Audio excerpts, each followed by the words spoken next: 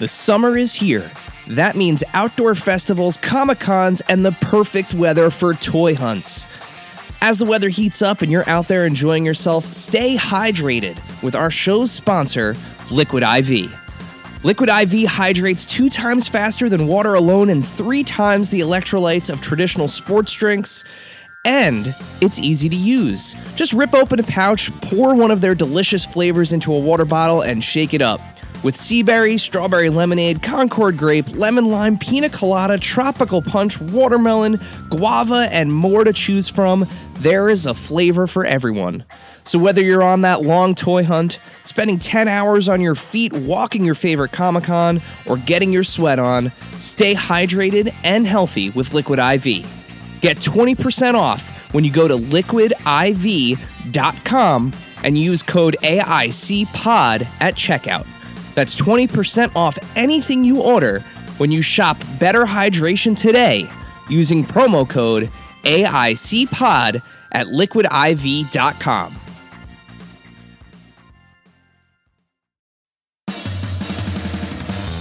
Are you ready, kids?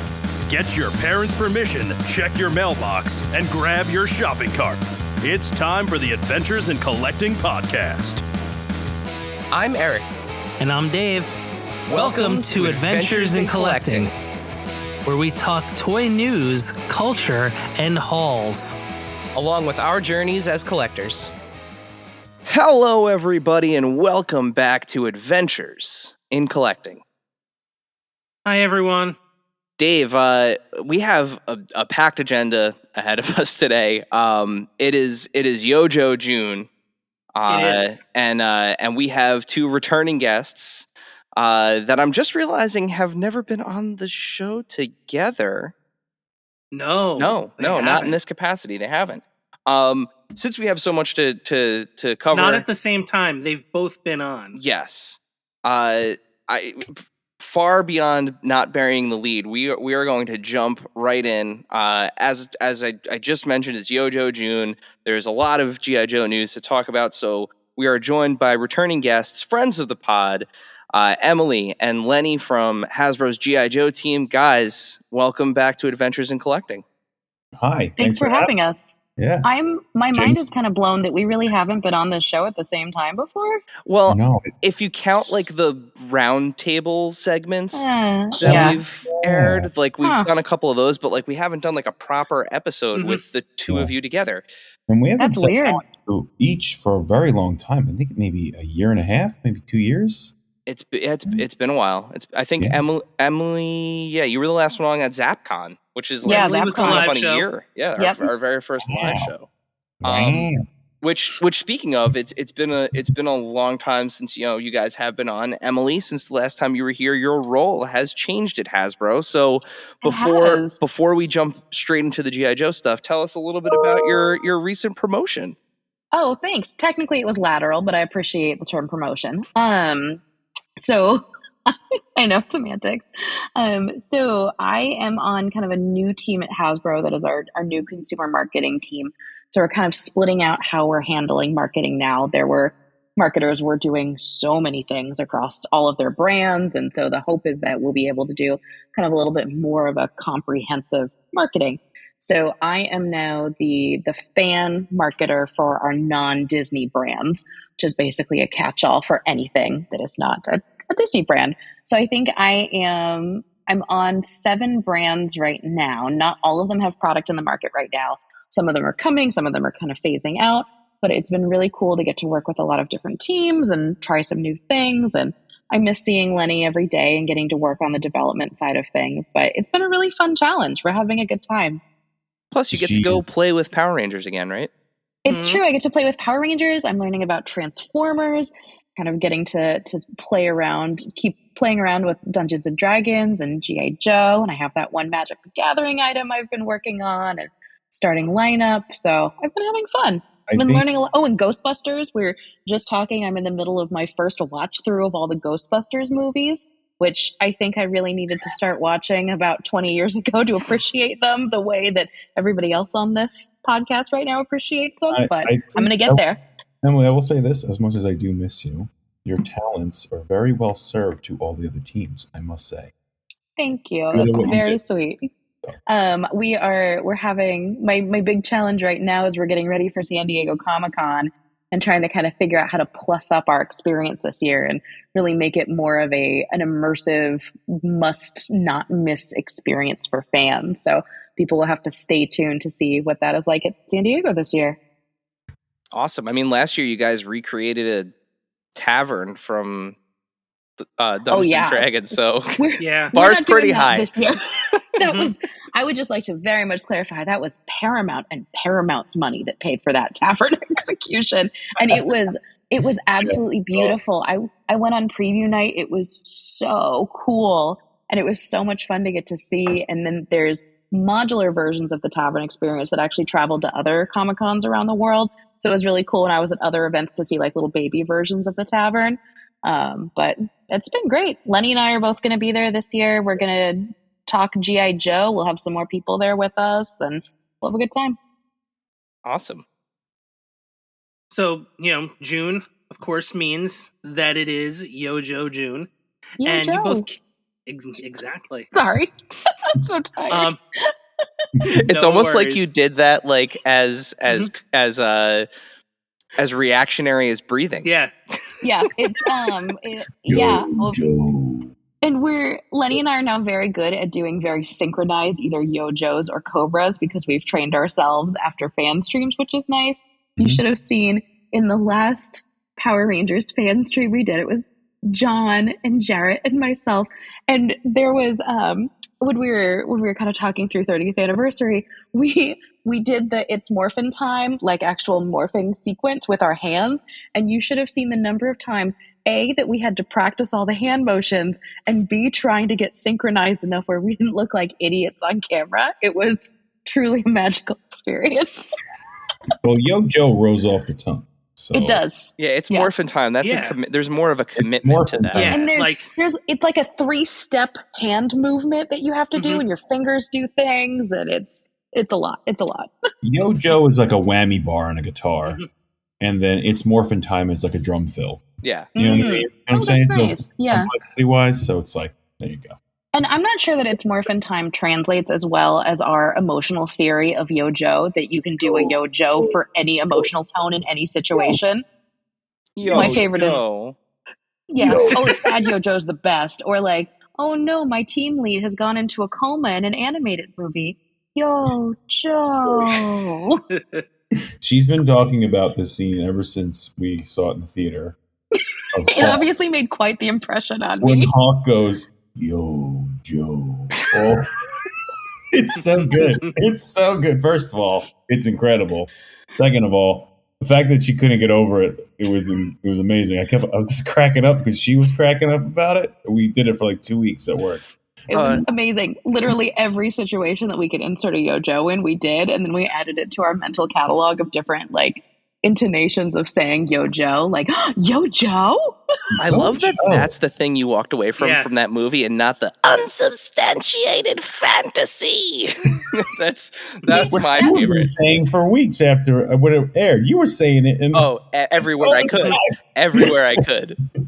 I feel like that's less applicable in a wide range of situations though. Like how many times you get to throw that out in something? The amount there's of really only one place for it. The amount of I guess phrases or quotes from G.I. Joe are incredible, and we were making team shirts, and I was asking Emily to put on what is that? He says premature panic is a sign of an immature mind, and I'm like, I want that on a shirt. Can you put that on a shirt? It didn't fit. I think it was too big for that. It's a lot. It was so big. Great. I'll figure out how to get that under a shirt for you. We, as a spoiler alert, when we are doing fan streams and we don't have corresponding fan merch up on Pulse yet, I actually make the shirts that Lenny and I wear on the show, usually at 2 a.m. the morning before the show is actually happening. So I have a stash of shirts in both of our sizes in black, and I use my Cricut, and they are technically officially licensed G.I. Joe merchandise because they're like official logos, but it's also like kind of bootleg merch. Mm-hmm. But so we I think it's fun. But literally Emily made them on a Cricut. So Perfect. My Cricut's basically a work expense at this point. We used it. I got it for Comic-Con actually when we were doing all of our His Tank lab coats. She also make. Yeah.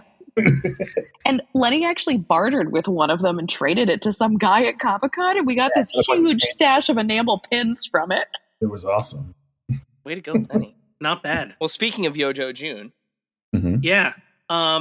We've seen some pre-orders, we've seen some renders. Mm-hmm. The story aspect is very critical in how these characters find their way into the line. So why was now the right time to bring the Arctic Bat and the Televiper with Trouble Bubble into the line? I'd say speak to the Arctic Bat first. Like, Snow Job needs some fodder, right? So I think we also want to start getting into like different environments, because G.I. Joe was so much about that back in the day and has always been about that through all its iterations. So it's just fun to get into all the different sort of environments that we can do, and like terrains that G.I. Joes are going through, because, wherever there's trouble, G.I. Joe is there. So with having Snow Job, we had to get Snow Job into line. We needed to get some fodder for Snow Job. So that's where the Arctic Bats came from. And then the Trouble Bubbles. We had to make Trouble Bubbles. We need an air threat, right? So Trouble Bubbles are so iconic to Cobra that we need to get them in there. They're also kind of ridiculous. And the Trouble Bubbles we made, just like the old school ones, took out 3 Sky Strikers. So, which I find to be the most ridiculous thing in the world, and I love every bit of. But we needed to get that kind of troop buildery Cobra vehicle in there that was just so iconic to the line, And I think that it's also, Lenny and the entire team are so careful about kind of walking that fine line between, okay, what is a very cool modern version of this, and how do we stay kind of true to the absolutely ludicrous roots of G.I. Joe? And that, to me, both the Arctic Bats and the Trouble Bubble kind of walk that line really nicely, combining some of the more ridiculous aspects of the show, but bringing them into a way that makes them feel really modern and fresh, and like they could really exist in a wide variety of different places. Yeah, and I think the overly sci-fi, or that time of sci-fi that the Bubbles came out, I don't think, when we looked at it, we actually did a couple of different designs for them. We were going to go a little more kind of like production movie style with them and get a little more encapsulated. But the more we looked at it, it's such an iconic vehicle. It's kind of like the His Tank, or like the Rattler or something like that. You don't want to mess with it too much. If you do look at them, there's a lot of like bells and whistles and like switches and like telemetry gauges and stuff like that inside of them. But again, they were so iconic. Didn't want to mess with them too much. We had fun making other designs for it. But at the end of the day, it was like, sometimes certain things are sacred, like Tomax and Zaymont. They were sacred. Like, you can't really mess with them. We may in the future do other versions of them, which would be super exciting to do, but it wasn't time for that yet. So we were like, let's go with the old school. It's sci-fi enough where like that could have been developed now. It could have been developed 30 years ago. It could be developed 40 years from now, that it felt like it made sense with the classified line. So in that same vein of kind of paying homage to, the roots and kind of putting that, what really the community kind of calls like the classified spin, right? Like that's part of the process now with these 1/12 scale figures. Yeah. The Arctic Bat in particular comes with a pretty unique loadout. What went into deciding, what he would come with? Again, that vein of paying homage and doing something different at the same time. I think at the time, I forget what movie I was watching, but like there was like sentries set up in like a mountain, and I had been thinking, like, if we're gonna do an Arctic Bat or an Arctic type unit, they're not going to be the most nimble or mobile. Like, they're not going to be able to like run through the trees. Granted, yeah, they're robots and stuff, but the snow gets pretty heavy. So I was thinking that they are snipers first and foremost, and then they're bats. So close combat they can do that as well. But I had this idea that like they would use like this crazy kitted out, altered like sniper rifle, and they would need a chainsaw for the elements they were in, right? So the chainsaw would help them like create like a spot to shoot from, or to create cover to kind of like build with the ice and the snow and the permafrost, or cut down a tree to like set up a barracks or something like that, or make shiv.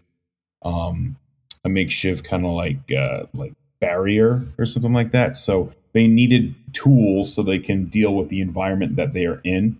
And then you also notice on the swappable head, I added like kind of like a polarized kind of mask because like all the gizmos inside didn't want them to get all messed up by the sun glare.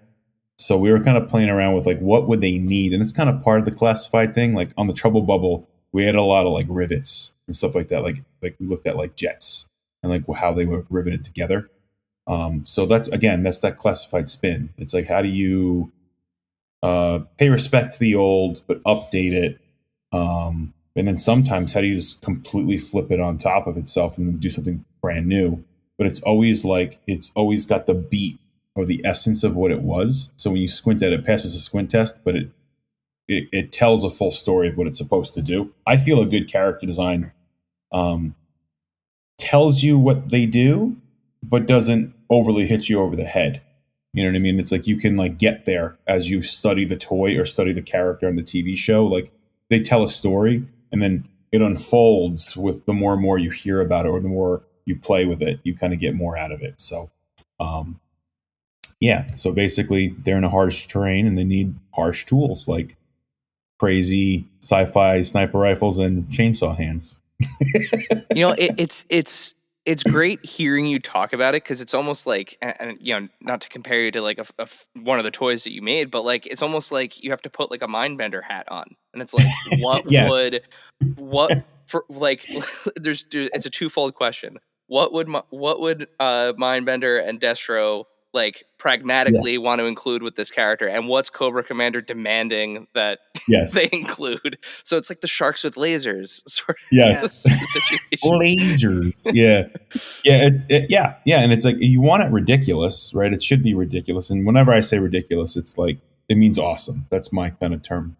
But like you want it ridiculous, but then the practicalness of it, like adding pouches and stuff like that actually have straps, that actually have rivets to hold it on. It kind of like it takes your mind there and makes it more real, even though he has a chainsaw hand and a futuristic sniper rifle. You know? Yeah, it's that great kind of, if this were something you'd come upon, what would he need? Yeah, it could work. That's the idea. It could work, but it's like it's crazy. Like Crocmaster, we gave him a hook. So he needs a hook. He's got to hold Fiona's mouth open. Originally, Crocmaster was going to come with I had it on the board and everything. I presented it to the team. It came with a giant cow thigh that you could feed Fiona. I never saw that. That's right. Before you joined Emily, it was, and I was like, "Yeah, we're gonna make it like bloody. It's gonna be awesome." But we costed it out because it was a really big piece of material, and the pricing was getting a little high. But like again, like thinking about what the character would need, and he needs the cow hook the meat hook to then get the piece of the cow to feed to the crocodile. He also uses to open the crocodile's mouth or fight G.I. Joes. So it's like kind of playing around with that stuff to see how the world can expand itself almost like naturally and serendipitously a little bit. Like, what does a character lend that we can add to and embellish to make this G.I. Joe character a little more crazy? Now, of course, the marquee news is yet another massive HasLab success. The Dragonfly was funded in just over 24 hours. 26 hours, 23 minutes, if we're 26 hours, 23 minutes. Thank you. Congratulations, of course. How did you land on the iconic Chopper as the next project? Get to the I think part of it is continuing that storytelling for us, and we knew that we wanted to follow up the Hiss. We didn't want to do another Cobra vehicle. We wanted to do a Joe vehicle, and trying to figure out kind of where it made sense from a storytelling perspective. And I mean, one of the big limitations around HasLabs is what is feasible to move from 3 3/4 inch scale to 6 inch scale. What is pushing the limits of shelf space availability and practicality for houses. And I mean, you really want a Rolling Thunder in 6 inch scale. I mean, you do, but your house doesn't want it in 6 inch scale.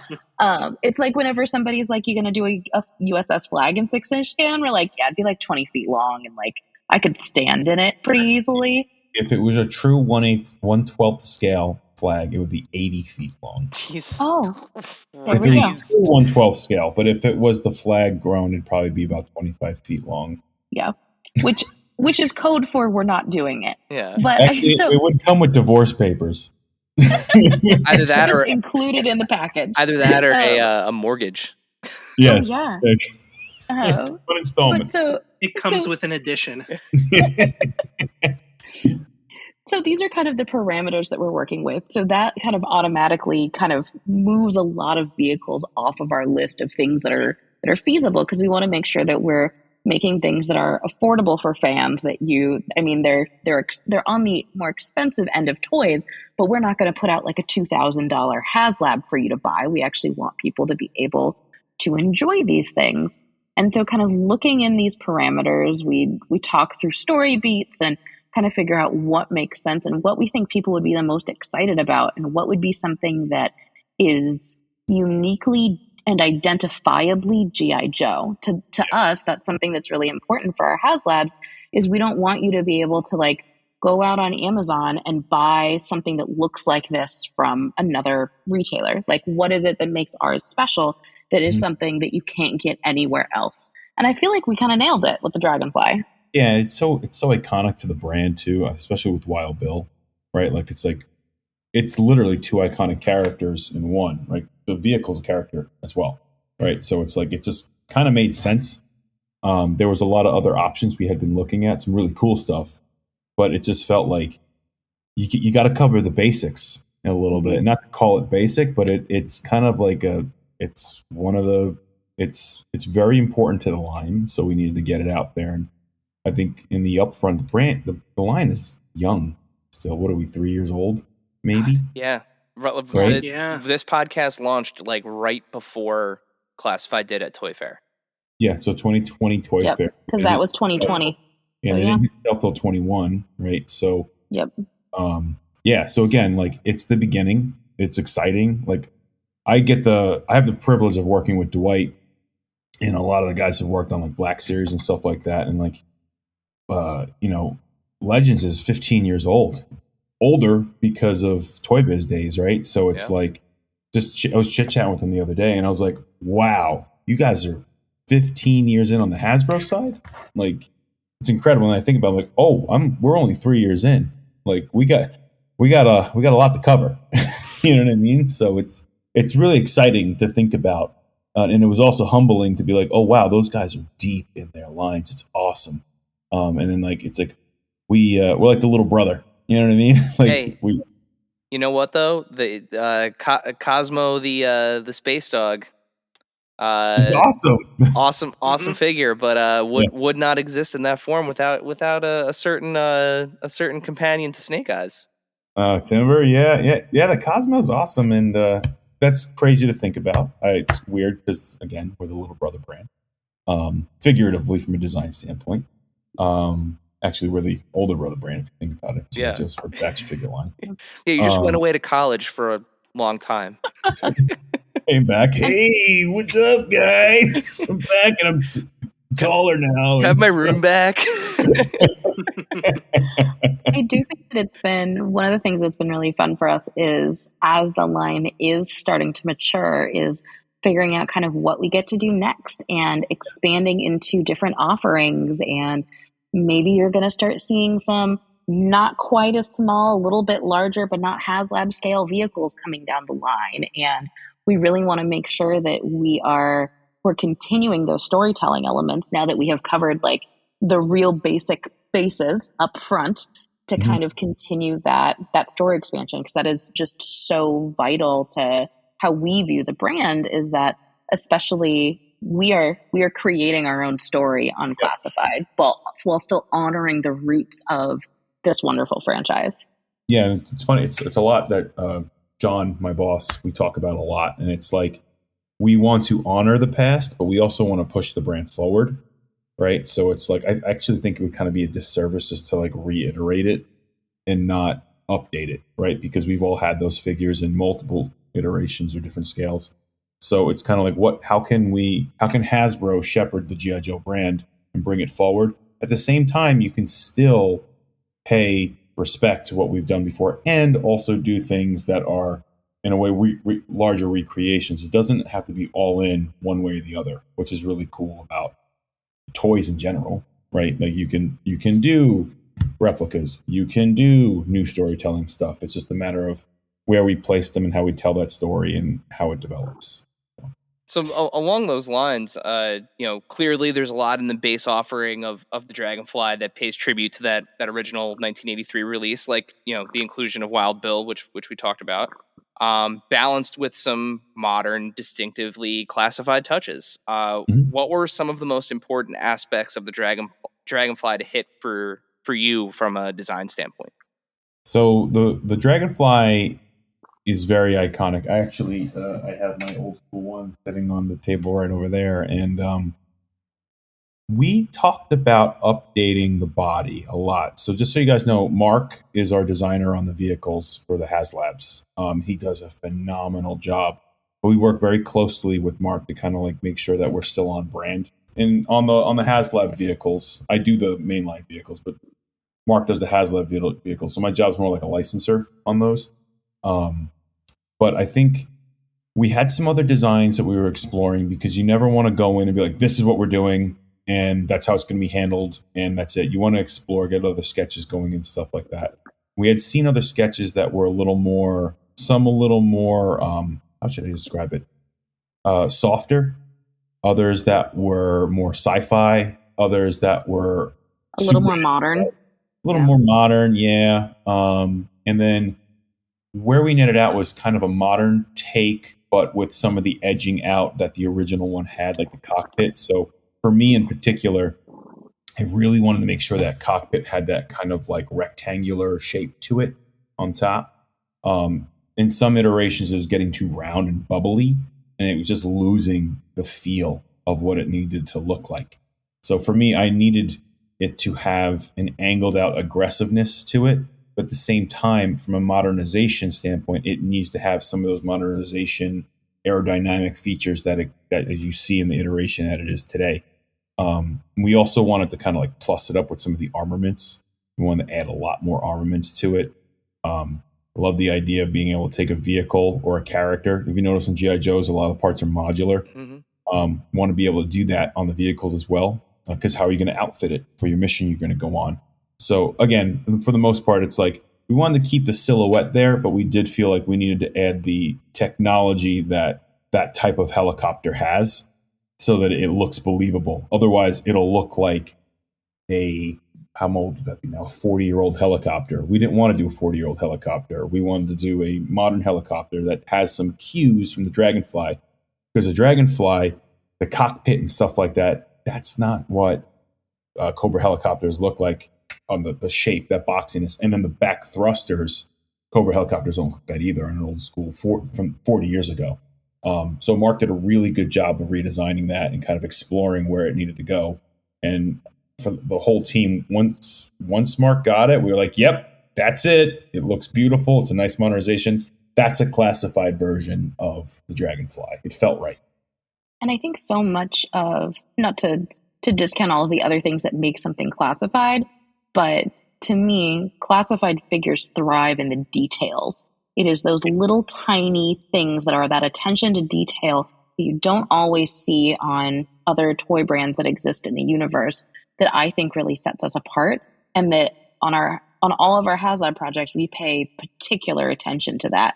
And so when you get your Hiss tanks in hand, you'll be able to see that. When you get your Dragonflies in hand, you'll be able to see that. And I think that just adds to kind of in my mind, like the magical amount of realism that we can get in these vehicles and figures is just amazing.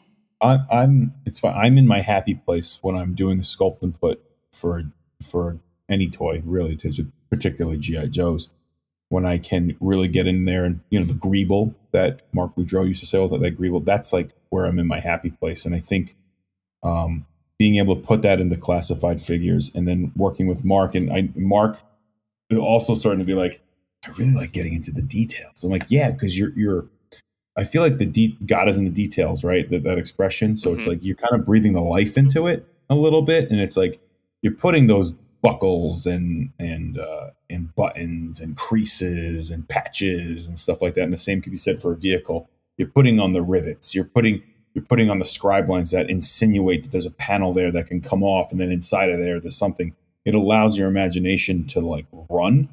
And first and foremost, as a toy designer, I went to school for toy design. They trained us to be like, all right, you want a kid to pick up the toy and have their imagination go wild. And the toy kind of tells them, instructs, how do I play with this thing? Or instructs your imagination to spark and then go play and have fun and then go create and be merry.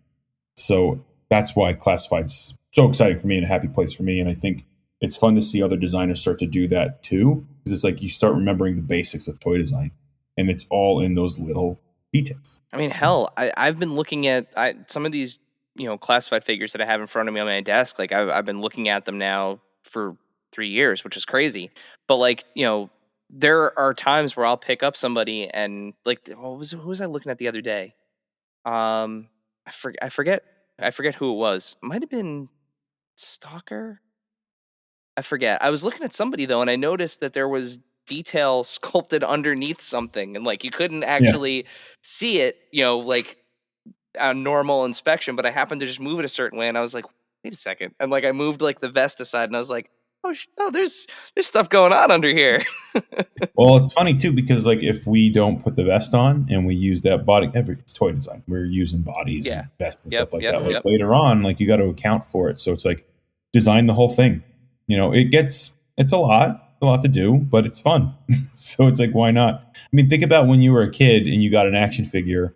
I mean, I would sit there with like, it's funny, I have him right here, my version 4 Snake Eyes. I love my version 4 Snake Eyes as a kid. And I remember I was sitting on the stoop one day and just like sitting in the sun and just looking at all the pouches. And I'll never forget it. I must have been like 5 or 6 years old at the time. And I was just like, so cool. I was just looking at all like the attention to detail. And I think that's what it sparks something in humans. You know what I mean? Like to see the detail, what story, why is that there? What does that do? So we want to do that in our toys. Because I think that's kind of like, that's the starting point. And that, right? And then you have all your accessories and stuff like that attach properly. And then you have your bullet ribbons that connect in. It's just, it's a cool brand. It's fun to do because we get to, play with our imaginations and make them into 3D things that other people can hopefully get inspired by. I mean, who else is going to ask the question, does Bazooka wax his mustache? Like, I just, like, how does he get it looking question. So great? He probably greases it, right? Like, he probably uses beard wax on it. It's thick. A little bit, like, inside the helmet, and he, like, just, gets... Oh, I should have sculpted, like a little... like he's a beard, pitcher, like beard oil. Yeah, you got to keep that somewhere. Where else is he going to keep that? He keeps going to the hat. Exactly. Yeah. Hopefully he doesn't need Tommy John surgery. His helmet. Yeah, it's right in the strap on his helmet. He could pull it right off. I dropped the ball. Yeah, I mean, like one of the and when I was a kid, it was the thing that I always most fascinated by. I think it was my favorite G.I. Joe accessory. Mm-hmm. Were the little landmines, and then I always called it the mine finder, but like a little minesweeper. Like, and the pack, and the mines went in the pack, and like it unhooked. It was just the thing I was most fascinated by. I thought it was the coolest thing. Everybody got a turn with it. We were particularly impressed, getting back to the Dragonfly with the FX pieces. Was there anything you learned? They're huge. Yeah, they're huge. Even looking at them in just clear plastic, they're very big. Yeah. Was there anything you learned from the development of the effect pieces that came with the Hiss tank that informed kind of the design decisions on these effects pieces? I'm trying to recount my conversations with Mark. One thing that Mark was talking about on them was I usually call them blast effects, but he wanted to call them like rocket effects or like he was coining chips and salsa. Yeah, right. But he was talking to how he wanted it to be more like a trail, like a rocket trail. And you guys kind of see that on Scrap Iron's blast effects. It's almost like a rocket trail, less of a projection, it's more of exhaust. right? And on this one, I think the learning was to put connection pieces in more spots than one, right? So typically there'll be a 6 millimeter peg on one end, or a 1.5 millimeter peg on one end, and then it gets plugged into the gun, or it gets plugged into the back of the rocket or whatever. Mark had this really cool idea to use the dog bones, because the dog bones are strong. That's why we use them. It can hold heavier weight. If you notice in Sky Striker, the rockets are bigger. It's also old school. So there's a nice nod to that. But using a sort of dog bone pin on these, don't quote me on it. Sometimes in production, we have to change some stuff. But currently it's a dog bone pin that it's in the sides of the exhaust effect or rocket effect. And that way you can kind of put it. The idea was to counter lever the timing of the shot. And that's when I was talking in the video. I'm like, look at it. It looks like a sculpture. It really does, because you can like kind of set up the blast effect however you want, or the rocket effect however you want. And I actually thought that was really cool and very clever of Mark to do, to kind of add that connection point mid spot of the blast effect, because it's like, yeah, this rocket shot off first and the other rocket's coming next, and it adds movement to it, right? And that's the fine art and design. We're like looking at how do you kind of like make a silhouette speak, right? And I think he nailed it. So I'm going to try to put that into some other mainline vehicles when we eventually get there. Yeah, and I mean, once those things are casted in like that translucent plastic too, like lighting on them is going to be fun. You know, they'll really kind of jump and. Oh yeah. Well, we originally talked about trying to get them to light up somehow, but it was just costs were creeping. So when you light a toy, you got to remember the wires need to go all the way through the toy. So the wires are going in particular spots. So from a production standpoint, the people on the production line, it makes their life easier, less difficult. It's more efficient. They can get more out. There's also the amount of time you can get them out. So it cost creeps when you start putting lights all over the place on the toy. So we had to not do that. It was that was a thought though. Like those were going to have lighting effects on the flame effect. And then, the back would be painted, with smoke trail and stuff like that. It was going to look cool, but it was one of those things that ultimately, like those little things that we've got to take out in production that doesn't harm the overall toy, but it's like, man, that would have been rad, So, I'm going on a tangent, I think, about lighting, but no, I mean, but that's one of those things where like, it comes up, and, not to mention, other HasLabs, but, like, everyone was kind of wondering why prices were a certain way, on like the Marvel Legends, the Ghost Rider, vehicle with all those lights, and like the fact that, they have to run throughout the entire vehicle in order to achieve that effect. And and again, this is one of those things where we love, when we have the creative folks from the team on the show, because it's one of those things where like you guys have a certain amount of time with kind of like the general public when you're talking about these things, and like there are things that you have to cover, and like the minutia of the assembly line and how wiring works is not one of those things that's often covered. So I mean, I think it's a cool distinction, that you're calling out. So, and since we're on it's one, they're not everything's apples to apples in toys, even figure to figure. Things are just made differently. Like a tank is completely different from a helicopter, whether the masses are similar or not. It's just like everything is made, not everything, but you have to handle everything differently, right? There's a method, right? There's a know-how, there's an experience, but not everything can be compared apples to apples. There are some things, and beyond that, beyond what the thing is, it's who is doing the thing. And now, a word from our sponsors. This segment is brought to you by our friends at Chubsy Wubsy Toys. A traditional mom-and-pop toy store in Little Falls, New Jersey, Chubsy Wubsy Toys brings you the best new toys from the brands you love without the hassle of pounding the pavement searching for them at larger retail stores.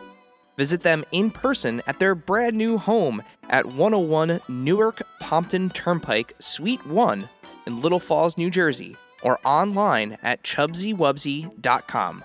That's CHUBZZYWUBZZY.com. And tell them Adventures in Collecting sent you. Rewind and press play on your VHS collection with CGC. CGC is excited to announce our newest collectible vertical, CGC Home Video. As a division dedicated to authenticating and grading your VHS collection, our experts are ready to help you encapsulate your favorite video cassettes. Don't settle for static on the screen. Submit today at cgcgrading.com. That's cgcgrading.com. Face it, shaker bottles suck. Your shakes always come out clumpy and they're a pain to clean. You're right, Dave. That's why I decided to ditch my shaker bottle for good and get myself a BlendJet 2 portable blender. It makes perfectly blended shakes in just 20 seconds. BlendJet 2 is portable, so you can blend up a smoothie at work, a protein shake at the gym, or even a margarita on the beach.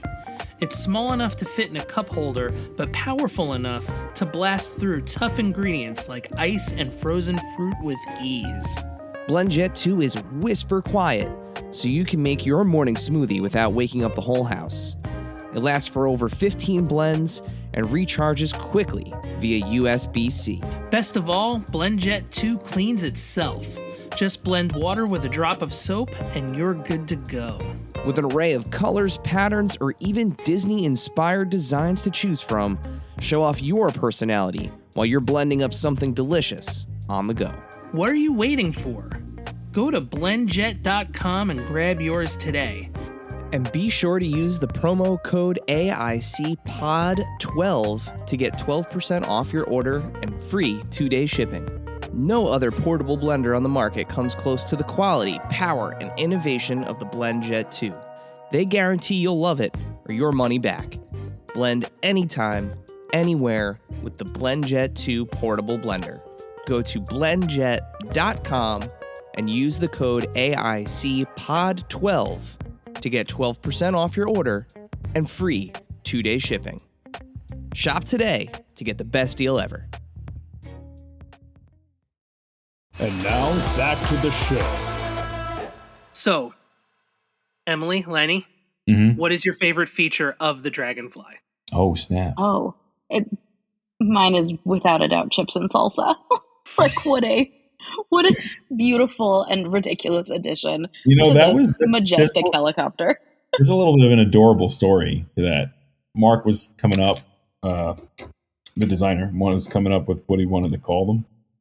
And he sends me this list, and it was like chips and salsa. Hall & Oates. Hall & Oates is my favorite, but Yeah. But it was all like these like awesome like duos, and I actually wanted Hall & Oates, but then I was like, corporate. Legal would have never. Yeah. Clear. And then I had picked something else. I can't remember what it was. And then he goes, Lenny, it's got to be like Southwestern. Yeah, because of Wild Bill. Chips and salsa, Wild Bill. And I'm like, oh yeah, what am I thinking? And it was like, yes, chips and salsa is perfect. Let's do it. And it was awesome. Adorable story with that. For me, favorite feature is I think the gels on the dash. I'm just gonna pick one. So nice. It looks so cool. And we're working on the lighting on the Hiss tank currently. So it's really cool to see what Mark learned on that, and he's applying it to the Dragonfly. The model we showed you has a crazy hotspot on it. So, and what we're doing on the Hiss tank right now is like working it out so the hotspot isn't so heavy, so the light's more uniformed.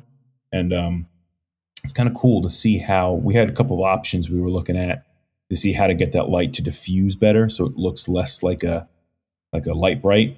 And kind of like it like. Not that there's anything wrong with a light bright, but lights are sweet, just not the vibe we were going for. Yeah, we're going for a more digital screen. So it'd be fun to see that on this process too. And actually with LEDs, what's crazy is the color of the light matters too. So it's like you have to diffuse the light a little differently for a green light than for a red light than for a blue light than for a white light. It's bananas, and some of the lights don't diffuse. So I'm blue very is interested tough. to see. Blue Is if you ever have to monster. use a blue one, that one's it's nasty.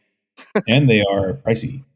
So I'm excited to see how we net out with that one, because I'm really liking the way the Hiss tank's coming out. The solve for the Hiss tank was really cool. So I'm hoping that solve can work for this one. And if it doesn't, I'm excited to see how we do solve it. And then we'll learn something for the next one. Correct. Yep. So you guys took a unique approach to the marketing leading up to this project's announcement, and it was fun to watch those little teasers, those little briefs. What inspired you guys to tell the story that way? So all credit on the marketing teasers go to our kind of branding human Jonathan and our writer Mark, who is different than our product designer Mark.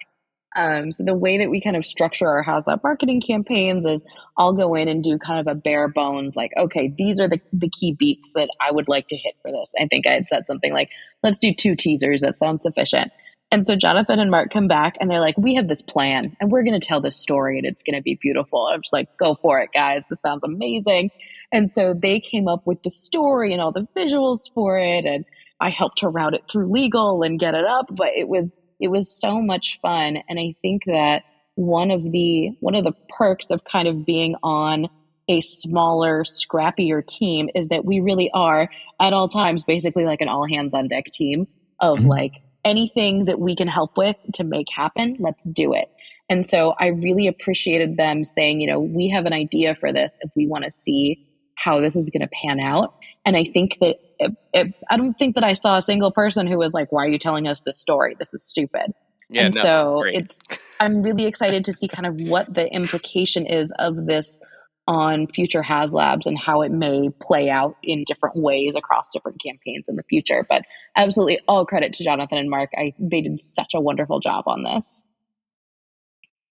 Yeah, it was refreshing. And I mean, honestly, it's like, it gelled really well with the brand too. Cause like it felt kind of like, and you guys have kind of, I don't want to say left breadcrumbs or like planted the seed, but in a certain way, in a certain sense you have, using the videos in prior launch material with, with the Cobra Commander voice and, kind of like even with the Hiss, like the emails are written as Destro writing the emails. Like it's as ridiculous as the show. And I mean, that just speaks to the fandom. But I was also going to say, like, it's what the line's known for, is that storytelling aspect. And if it was just like, here's a helicopter, like you would be like a little disappointed. Where's the story? Yeah, like we love it. That the story part is kind of almost just as fun as what it's presenting. It's we love it. We really do. And I think even the teammates who don't know the lore as much come on and love it too. I think because we try to be as creative as possible, and then I think it inspires people to go all in when they're doing their project, right? Doing their part of the project. And like Emily said, our brand writer and our brand creative, Jonathan and Mark, when they were working on it, like you can see it, like they got excited, and it was just like, oh, awesome. And then what they came back with got us excited about the thing we made. You know what I mean? It was like this, like, we're excited to make the thing. They're excited to kind of like add this contextual story to it. And it just got more and more. And then you want to go back to the drawing board, like, oh, I could push this and make it even better. So I think that's my favorite. Yeah. That's my favorite thing about our team, right? It's like we all kind of like, we all get high on being creative. It's really cool. And then like we kind of push it, and then what else can we do? Right. So, and I think Mark loves any opportunity like this. He is a nerd's nerd for G.I. Joe. And I'd get messages from him after his kids are asleep at night. And he's like, all right, I just watched 3 hours of G.I. Joe cartoons to get Hawk's voice down so that I really feel like I can embody this for, writing the copy for this. But that is something that brings him so much joy. And I feel like that is that's really only something you get when you have like a true fan working on something like this. Like it brings him joy to be able to bring this to life and kind of make this kind of contribution to GI Joe lore.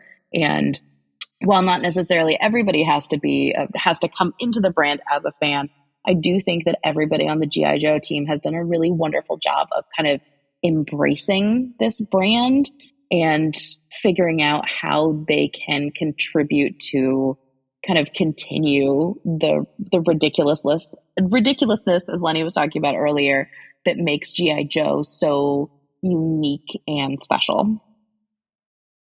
It's great because like it's addition to this long-standing historic lore that exists just through the cartoons and through past lines and everything like that, but you're also creating your own, and it's like this kind of new branch to it. It really is kind of what sets, for me, the line apart from a lot of other stuff, because it's just like, it's not just here's a thing.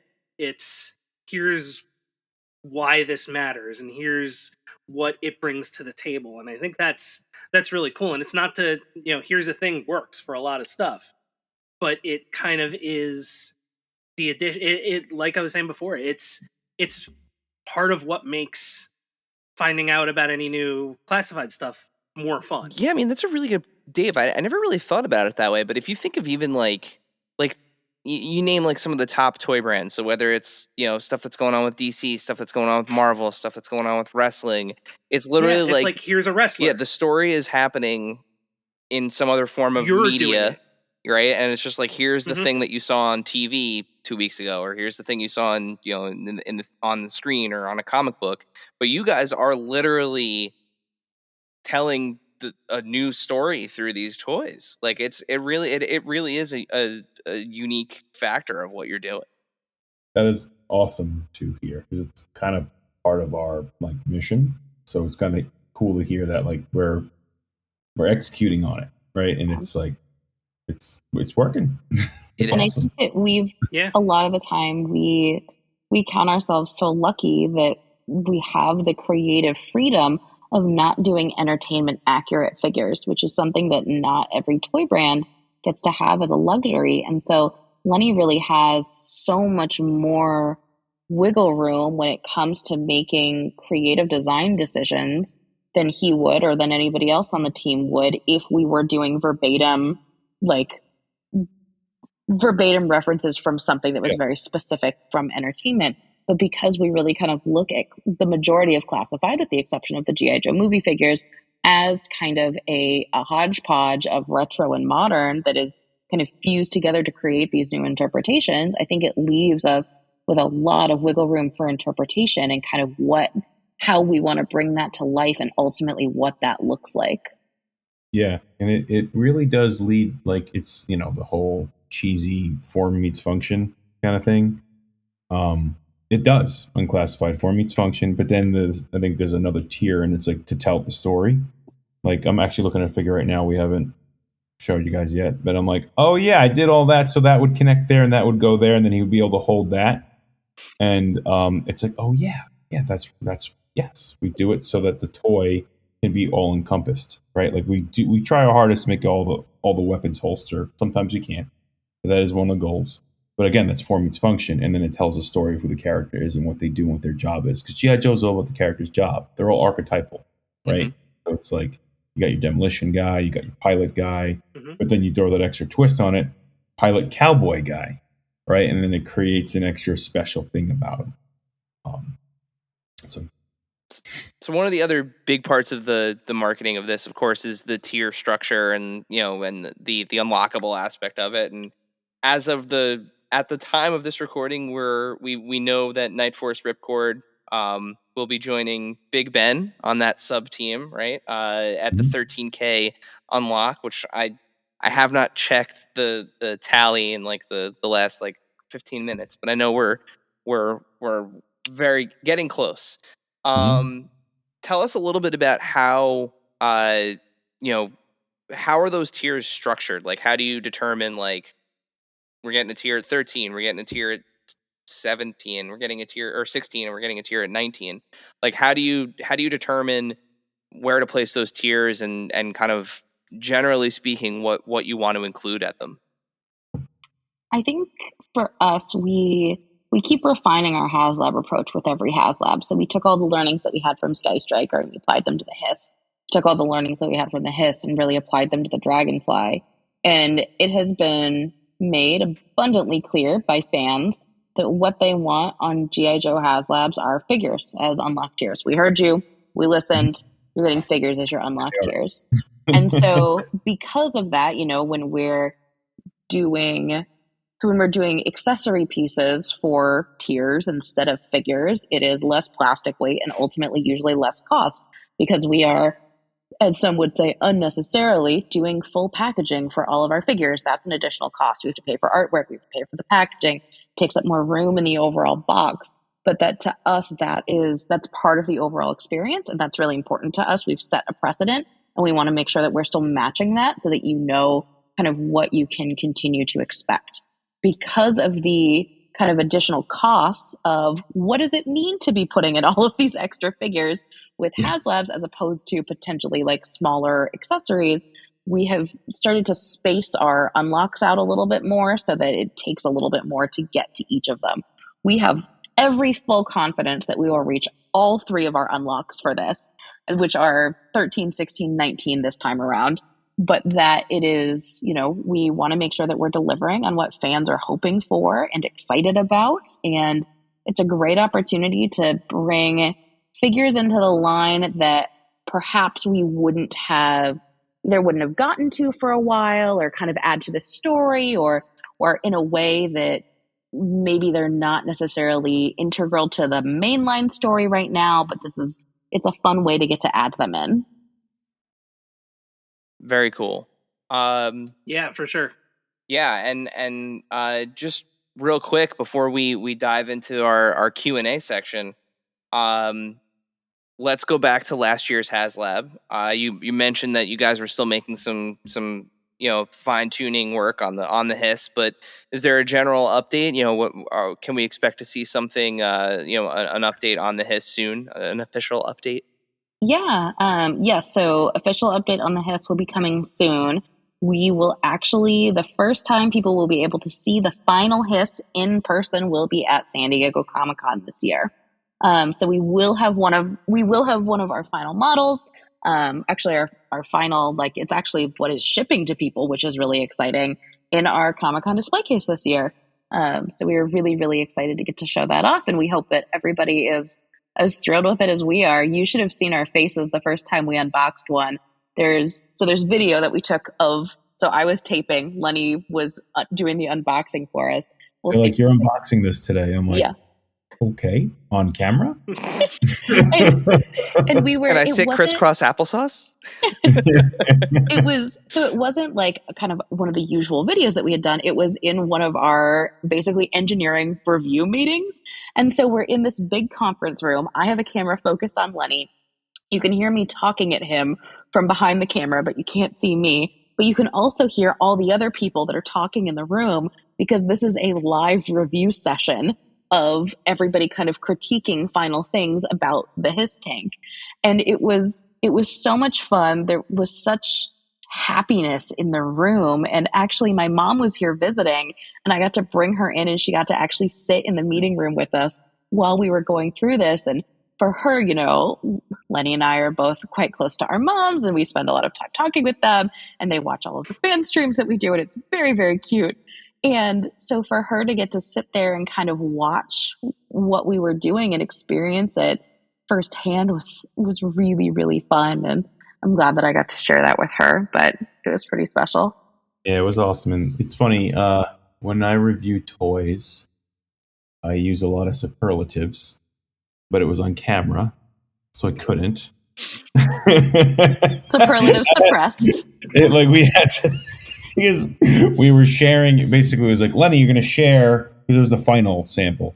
We go through a lot of samples when we make it, because, especially on HasLabs. Yeah, and especially on Joe. We want them to be just right, as right as we can get them. Primo Joe. I'm like, oh, you're going to have me look at this thing and on camera. It's like, Are you know, sure? a bad mouth. Like, I'm like, You know, I'm from Jersey, right? That's yeah, I'm like, I'm from New Jersey. Like so, but it ended up being fine because it was one of the later samples, and I think we had planned it for that. Like, it's like, all right, this is a later sample, should be in a really good spot. If it had anything on it, it would be things that were like would adjust on the production line. So it was wonderful, and I can't wait to show that video because, man, it like. Emily's right. The joy in the room, because the amount of time that goes into a typical figure is more than a year. And the amount of time that goes into a HasLab is more than that by a few months.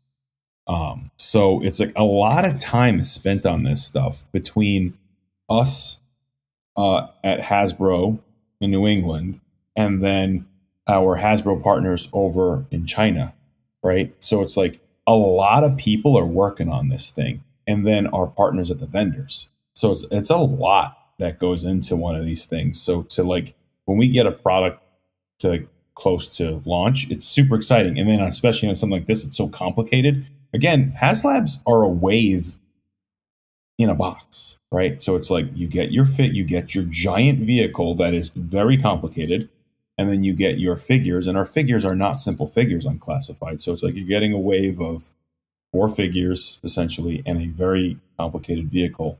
So it's like a lot goes into that one particular thing. And on top of that, you're working on your waves through the year. So to see it at that level, get there, and then we're here, we're going to ship it soon. It's super exciting. And Emily's right. There's a lot of joy in the room. And it was actually really awesome to meet your mom for the first time and have her see when we go through this stuff. And we really do enjoy making the stuff, man. So it was and I think that with HasLabs, there's also that extra element of emotional investment because so traditionally when you make something, you know, we go through all of our kind of gate review processes to get everything checked off, and then it goes to tool start, and then you start getting physical samples in.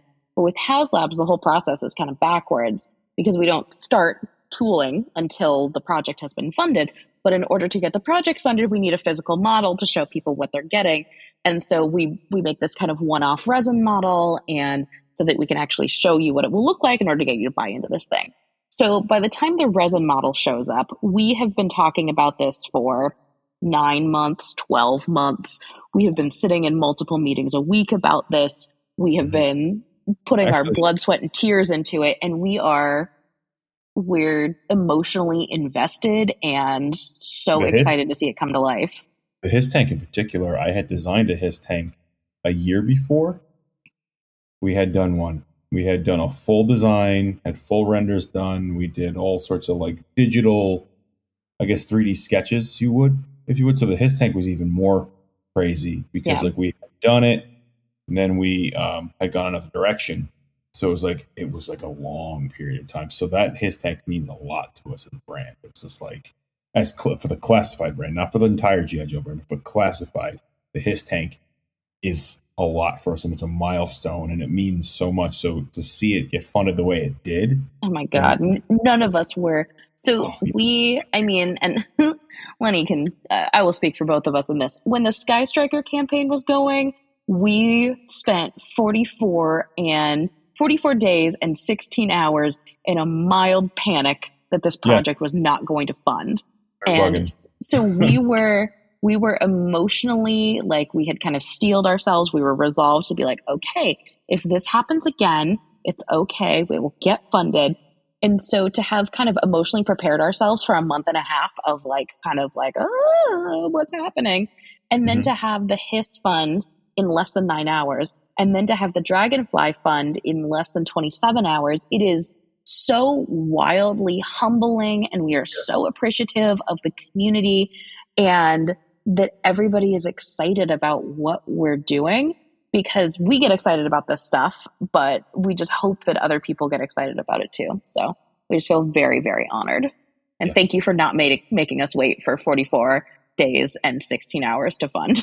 Yeah, because again, like I mentioned, like a lot of time goes into this before anybody sees it. So even to sculpt the vehicle, the vehicle has to be done from an aesthetic standpoint, or I would say this: it has to be 95% done, so that what we show you is very close to what you'll be purchasing, because we This or don't want something better. this or something better, because we don't want to let anybody down or offset expectations. Yeah. So we got to be done with the thing, and that's before we even are done with the thing. So it's like usually in toy design, like we're in sketch and sculpt, digital sculpt phase, and then we go back and forth with our partners over in the Far East to engineer it properly for QA and QC issues, and then we work through it. Nobody in the public sees it. It's all internal. We get to work through all of the kinks and all of the problems, and then we reveal it when it is like done. This is being showed to everybody before it will ever be done, and it aesthetically has to be done before we even start it. So that's kind of crazy. So that's why these HasLabs on all brands and all teams, it's a lot. Yeah. It's a lot. It's a lot from a work and from an emotional standpoint. We're very invested in them. So we're like watching with bated breath, right? And like, even if it does seem like the perception is, oh, it's a short bet, we still don't think it's going to be a short bet, right? So that's why Emily was mentioning the tiers earlier. We got to make sure those tiers make sense, right? And if they're special things, because if the tier is something that needs to be in the main line, and then we don't get to that tier, we can't make that thing. Yeah. So there's a lot that goes into it, from the tiers to the amount of time we put into it to what has to be shown to everybody. HasLabs they're high stakes toy, you know. High stakes. So, high stakes. We don't need any tiers. No. Yes. Ooh, that's nice. Trying to avoid the That was tiers good. with the tiers. I like that. So, Emily, before you mentioned the community at large and everything, and our next section here is our Q&A section. So, as we usually like to say, for those that are listening to us for the first time, welcome. We hope you are enjoying this episode of Adventures in Collecting, and we hope you listen to some more. Dave, what should they do? Make sure to smash that subscribe button and hit those likes, and follow us on the Instagram, because that's where in the story the Q&A is listed and you can ask your questions. Or is it just a post? I think there was a post this time and it was a story one other It's time. both. So it's But it's going to be either or both. So as Dave is alluding to, yes, at AIC_podcast on Instagram. Every time we have a guest on, we do not take it for granted. We understand that that our guests have very short blocks of time with the community, so we want to give people the opportunity to ask their questions. So we have 3 for you today. Dave, would you like to go ahead with the first one? I would love to. At Action Figure Picked asks, since we've now seen vehicles of various sizes in the line, has there been any talk of small play sets like a Cobra Bunker or Checkpoint Alpha? Yeah, I think we can say that there have been. I mean, we're constantly trying to figure out, we've been talking so much about what makes sense from a story perspective to have in this line, right? Mm-hmm. And so from a story perspective, when is the right time to start to see if we want to start expanding into play sets, into some of those more accessory building kind of things that really will allow you to continue kind of fleshing out that story of the G.I. Joe classified universe. And so I feel like that's an answer that we can give. Yeah, right, Lenny? It's the beauty of the line, right? Like Joe's. Oh, I'm having a cave in behind me. It sounds like Joe's are characters that do things, and they need gear to do things. So, and they're not really necessarily relying on superpowers. So they need bivouacs, and they need stations and camps to set up. So I also think from a collector standpoint, it would enrich the shelf, like having like little sets. Enrich the shelf. You like that? I should use that in a meeting. Put that Yeah, on that's a nice. shirt. I like that. Yeah. I'm going to use that in a pitch with management. Like, Yeah. we want to enrich the shelf. That's a shirt. Yep. Enrich the shelf. But yeah, it'll set the scene, right? Like I want to try to start getting into like adding food with figures, like a little cheeseburger would be incredible. I'd right? love that. I would once again, as I often do, would like to pitch my holiday exclusive chef roadblock idea, would make It a would be great incredible. exclusive somewhere. He just comes with a bunch of food. He's got the apron. Mm-hmm. Be amazing. It would be. We Mess joke hall about roadblock. it would be incredible. There's other things I feel like you can do with that to add another level of ridiculousness to it. It's not just food. Yep. I feel like you can. Sorry, I'm not. Yes. All right. So our next question. I think we can call that one answered. Next question comes from @grownupkiddo. Great username. Is there Yeah. any update or news that you can share on the comics and or animated content? No, we can't. Stay tuned for more news when we can share it. There we go. Dun, dun, dun, dun. Unfortunately, not our. So basically the business is split out. So Lenny and I work specifically on the toy team. We have another team that kind of handles the licensed content of the brand. So somebody specifically for publishing. Then we have our franchise team that kind of handles all of our additional content. And so unfortunately, they will be the ones that will be sharing that news when they have it. And now you know. And no one's at the back. Battle. Yeah. There we go. All right. Strong Dave, work, team. Dave, let's do the last one. Okay. This one is something a bunch of people asked. So, what does the news that broke earlier this year about Hasbro and Mattel partnering for some cross-licensing products mean for Classified? Great question. Nothing yet. So I'm sorry, this is like the worst Q&A. Emily, are you sure you're not from Jersey? Because that was blunt. I loved it. Loved it. We're gonna start calling you Emily. You're the real Emily Blunt. Yeah. So unfortunately, nothing to announce yet, but I mean, we'll let you know if we have something.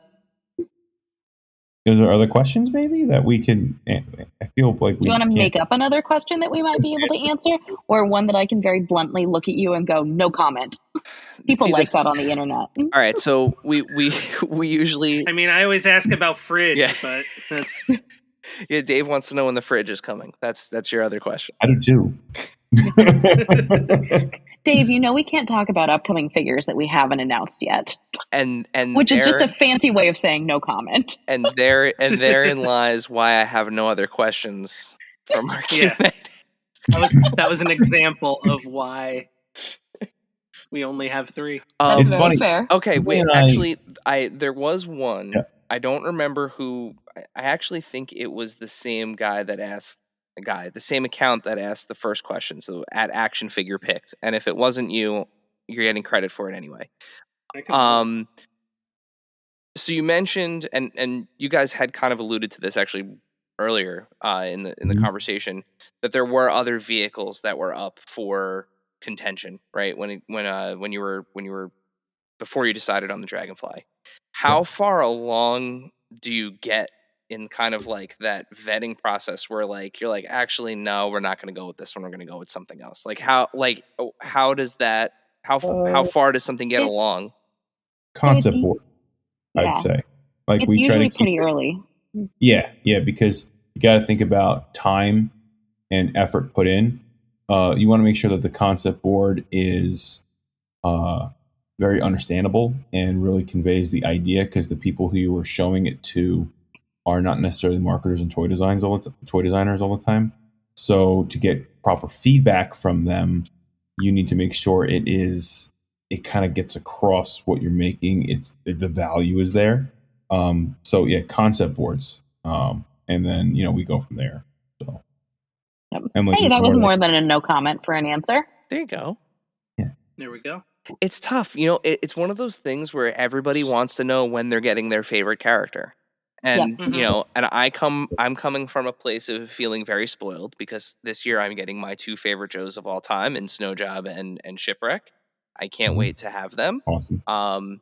Yeah, so I get it. I get why everyone wants to know when they're getting their favorite Joes, because I'm getting mine. It really is all about it's all about the figures, man. You know what I mean? Like, and it's I'm always thinking about who can I make next, and it's funny, like this might be too much inside baseball, but like I make a plan. I have this plan in my head that I want to do, and I get so frustrated when I have to kill some of the plan. It drives me crazy because I'm a fan too, and I want to make them. it's like selfishly, I'm like, I want to make this character. But then when I can't, it drives me crazy. So I can totally see why a lot of the questions are, who are you making? Because in the beginning of the onset of the, I guess I'll say fiscal year of the brand, that each year, it's like, that's what we're doing. You know, we're checking with our teammates. We're checking, like, I'm looking to see what to fulfill the line or enrich the shelf.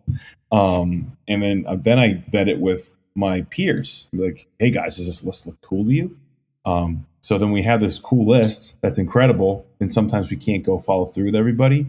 But long story short, it's all about the characters. That's right. It's because then, like, what can you do with that character? How crazy is it going to look? Is it going to come out like more than you expected? Right. So it's, I can see why that question comes up all the time, because it really is. If you're an action figure person, it's all about character. Yeah, it's the thing you want to know. We get it. We're just rather than peppering you with, when's this guy coming? When's this gal coming? That answer is enough of it. And you know what?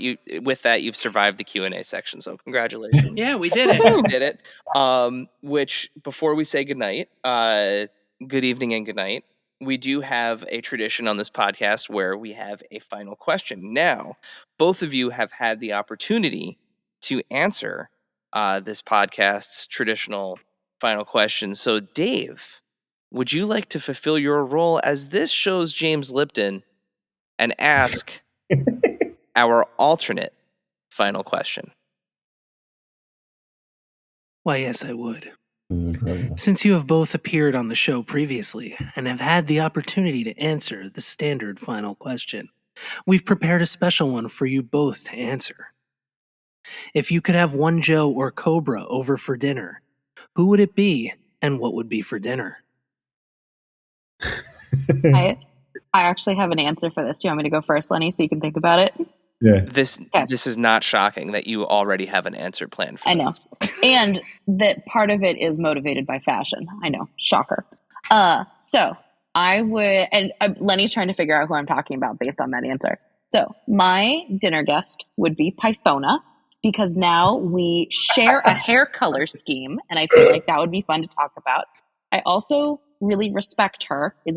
Are they claws? Are they artificial nails that are poison tipped? She's got strong fashion game. She's got that high pony. She's rocking that jumpsuit. She has that cape on. I feel like we could get along. As an homage to her poison tipped fake nails or claws, we would be serving sushi, specifically fugu, for the opportunity for her to be poisoned like she poisons other people. Thank you. Thank you. I will see myself out. That was incredible. Damn.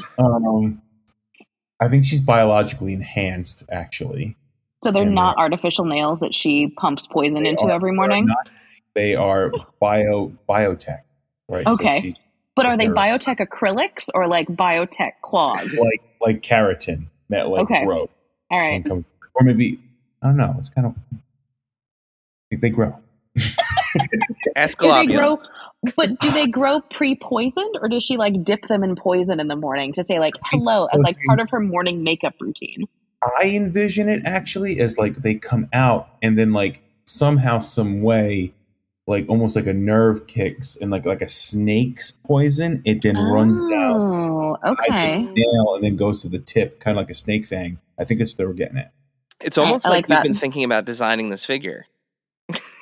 No comment. To come with poison in her fingers? Yes. Okay, please. And sushi QA would just have a field day. And now sushi. And now she comes with sushi. Yeah. Too. She would be rad. Part of the lore. Who do I? I'm actually looking at a cool poster I have, and it's got everybody on it. I'd say Scarlet, but my wife would get mad. That's on a podcast now. I'm an idiot. I think Metalhead. I think I'd want to party with Metalhead because he's an idiot. And we would, I think Metalhead and I would go to a thrash show. Okay. Right. We'd go to a thrash show. We'd both be too old to be there. We'd go in the pit. Then our backs would hurt after it, and we would go get Wawa at like 2:00 in the morning. Yeah, that way you can get sandwiches, ibuprofen, you got everything. Ibuprofen, sandwiches, that. But soft pretzels, mozzarella sticks. But he's a fantasy cartoon character, so he'd be fine. But But I think Metalhead would be fun because he's just a knucklehead. I think it'd be fun to hang out with that knucklehead. You know. There we go. 2 great answers. And very on brand for both of you. Yeah. Didn't think we were gonna go to Cobra Law and Deke. And yet here we are. Yeah. As soon as you said Python, I was like, where the hell is she going with this? That is. But like, I kind of pulled it out, right? I like that you went sushi because she shows up in the clam. Yeah. That too. Yeah. You lunatic. Perfect. I'm like, I know all the connections are there. Perfect. It's a perfect answer. Well, guys, thank you so much for taking the time to chat with us tonight. And again, a huge congratulations on the campaign. And I know it's only a couple days old, but it was still some ways to go for the rest of the unlocks. But at least everyone will be getting their chopper. Remind our listeners, where can they follow the latest on G.I. Joe on the interwebs, and where can they find you both on the internet as well? So for the latest HasLab updates, make sure that you're following the Hasbro Pulse social accounts and following along for any of our fan streams on the Hasbro Pulse YouTube channel. On Instagram, I am more phenomenally Emily. That's right. Figure out how to spell more phenomenally. And the general note is that no new information will ever come from our personal accounts, but that we kind of post behind the scenes stuff and, encouragement for whatever's happening, keeping people in the loop. Yeah, and for design stuff, you can check out Weather Dominator. Like Emily said, all G.I. Joe stuff will be on those accounts. Yep. Perfect. And we'll put links to all of those in the show notes, so that way you don't have to try to spell more phenomenally Emily. More phenomenal. If you just search for my whole name, it shows up too. But that's too easy. That's on.